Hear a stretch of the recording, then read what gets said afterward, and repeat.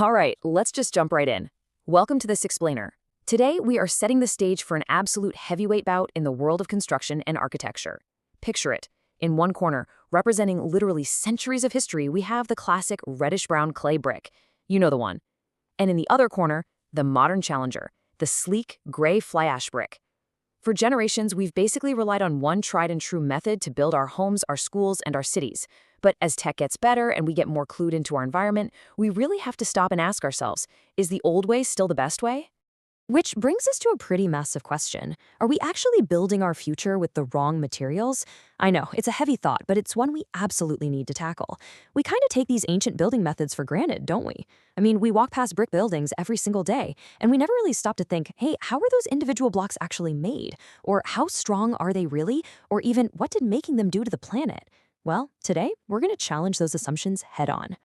So here is the tale of the tape for our matchup today. We're going to start with the Great Brick matchup, test for raw strength, evaluate the environmental impact, look at water absorption and durability, break down the costs, and finally deliver the final verdict. Let's get to it. All right, Section 1, the Great Brick matchup. To really grasp the difference between these two, we've got to look at how they're actually born. The traditional clay firing process, it is incredibly labor-intensive. First, you're extracting natural fertile topsoil, the good clay, and hauling it out to rural kiln yards like the ones you'll see all over India. Workers are out there manually shaping and stocking these raw clay bricks before they get fired up in these massive traditional kilns. And look, it definitely has this nostalgic, almost romantic documentary vibe to it with those warm orange tones. But there's a huge catch. Step 3 reveals a major byproduct: thick, heavy smoke constantly pumping out of those kiln chimneys straight into the atmosphere. Now contrast that with modern fly ash manufacturing. It is like night and day. Instead of stripping away precious topsoil, this method actually solves a massive environmental headache by taking industrial waste, specifically fly ash left over from coal power plants, and putting it to work. Then, instead of baking them in some smoky outdoor kiln, a giant hydraulic press comes in and compresses this gray mixture with pinpoint extreme precision. Finally, out pop these clean, perfectly uniform bricks right onto a conveyor belt. It's a totally different world. We're talking a clean, modern, factory-controlled environment driven by mechanical arms and serious hydraulic power. Moving on to Section 2, testing for raw strength. Okay, so how a brick is made is super fascinating, but at the end of the day, it literally has to hold up a building. So let's take the showdown from the factory floor straight into the testing lab. When we put these two through a hydraulic compression test, the fly ash brick just absolutely eats the pressure. It handles vastly more physical force before failing compared to that traditional clay brick. And the so what here is absolutely crucial. Fly ash handles much more extreme stress. If you're in construction, that translates directly to less breakage when you're moving them around, and ultimately a much stronger, much safer structure for whoever is living or working inside. Honestly, it's a clear knockout in the lab for the modern material. Let's look at Section 3, the environmental impact.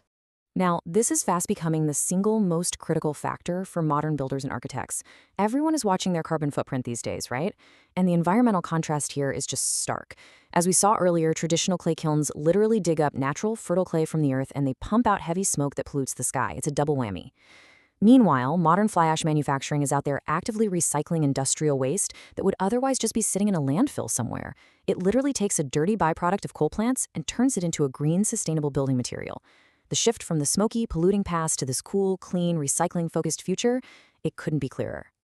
Which brings us to Section 4, water absorption and durability. So raw strength is one thing, but how do these bricks hold up against the elements year after year? Well, we did a submersion test, and the traditional clay brick acts almost exactly like a sponge. It just rapidly soaks up moisture. You can literally see rapid bubbling as the water rushes in to fill all those tiny, porous spaces. And trust me, that is the absolute last thing you want inside your walls.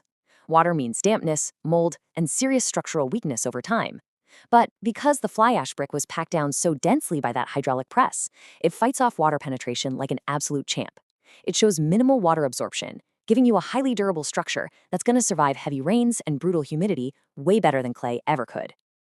Okay, let's talk numbers in Section 5, breaking down the costs.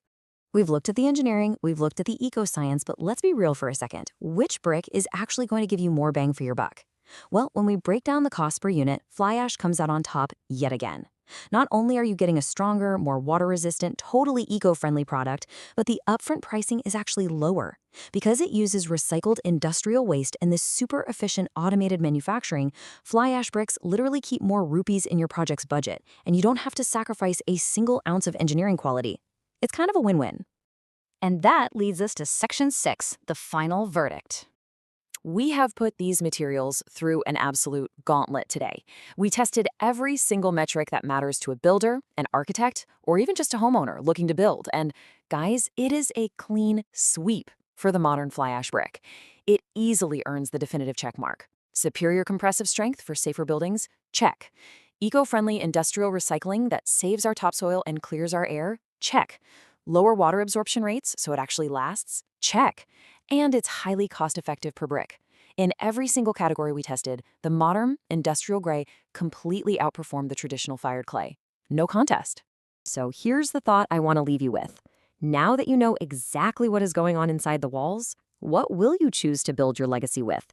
The next time you walk past a construction site, or maybe you're planning a project of your own, just remember that the materials we choose today literally dictate the strength, the cost, and the environmental health of tomorrow. Make an informed choice and build something that is truly meant to last. Thanks so much for joining me on this explainer, and hey,